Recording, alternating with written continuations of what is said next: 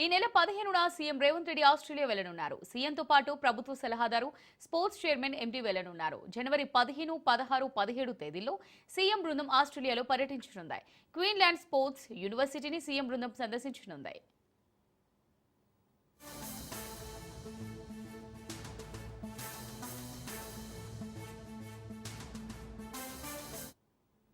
జనవరి 18న ముఖ్యమంత్రి బృందం సింగపూర్ వెళ్లనుంది. సింగపూర్లో క్రీడా ప్రాంగణాలు పరిశీలించనున్నారు.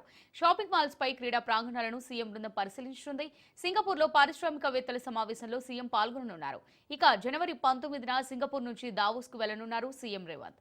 జనవరి 21 నుంచి 23 వరకు దావోస్ లో పర్యటించనున్నారు.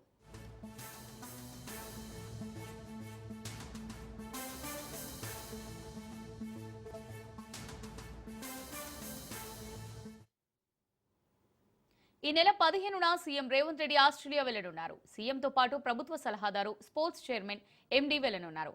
జనవరి 15, 16, 17 తేదీల్లో సీఎం బృందం ఆస్ట్రేలియాలో పర్యటించనుంది.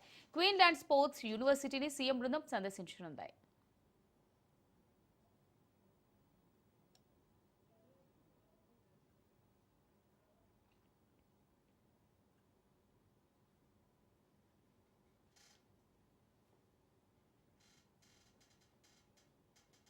జనవరి 18న ముఖ్యమంత్రి బృందం సింగపూర్ వెళ్లనుంది.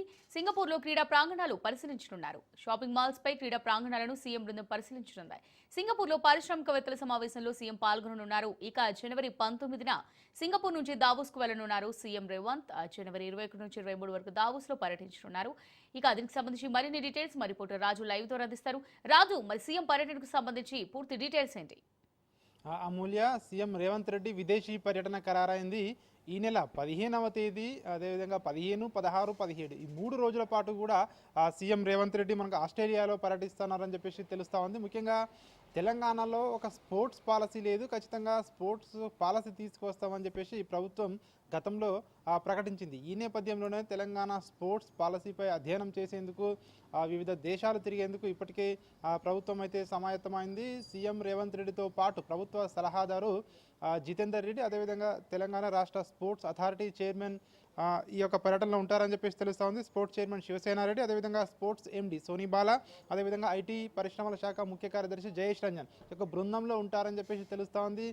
ప్రధానంగా అక్కడ ఉన్నటువంటి పరిస్థితులు, అదేవిధంగా తెలంగాణలో కూడా క్రీడా రంగానికి ఖచ్చితంగా తెలంగాణ ప్రభుత్వం, ముఖ్యంగా కాంగ్రెస్ ప్రభుత్వం పెద్దపీట వేయబోతుందనే ఇండికేషన్స్ అయితే ప్రభుత్వం నుంచి అయితే వస్తూ ఉన్నాయి. ముఖ్యంగా మనం చూసుకున్నట్టయితే అక్కడ ఆస్ట్రేలియా క్వీన్లాండ్స్లోని యూనివర్సిటీని అక్కడ సందర్శించనున్నారు. యూనివర్సిటీ స్పోర్ట్స్ యూనివర్సిటీ ప్రత్యేకంగా సో ఏ విధంగా ఉంది, అక్కడ ఎట్లాంటి ఫెసిలిటీస్ ఉన్నాయి, సో తెలంగాణలో ఎట్లాంటి ఫెసిలిటీస్ తీసుకురావాలి అనే దానిపై అయితే ఆ ప్రభుత్వం దీనిపై ఒక స్టడీ అయితే అక్కడికి వెళ్ళి చేయబోతున్నట్టుగా తెలుస్తూ ఉంది.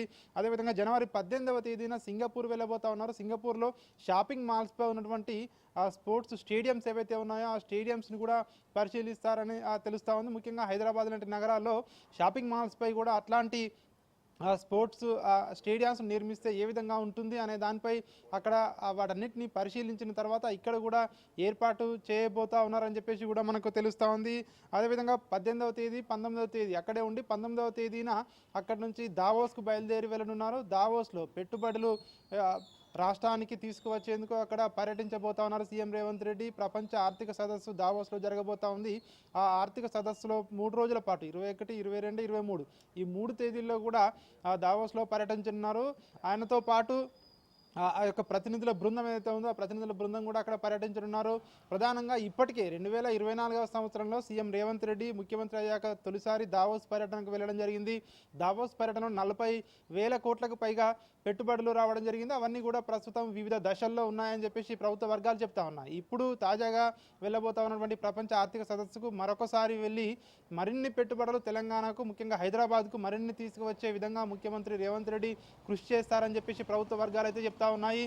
మరిన్ని పెట్టుబడుల వేట కొనసాగుతూ ఉంది అని చెప్పేసి ప్రభుత్వ వర్గాలు అయితే చెప్తా ఉన్నాయి. ఏది ఏమైనప్పటికీ ముఖ్యమంత్రి రేవంత్ రెడ్డి అయితే ప్రతిష్టాత్మకంగా తీసుకున్నారో ఖచ్చితంగా రాష్ట్రానికి పెట్టుబడులు తీసుకురావాలి. అదేవిధంగా వివిధ ఏదైతే పాలసీలు లేవో ముఖ్యంగా స్పోర్ట్స్ పాలసీ అయితే తీసుకురావాలని చెప్పేసి ఒక కృత నిశ్చయంతో ప్రభుత్వం ఉన్నట్టుగా తెలుస్తూ ఉంది.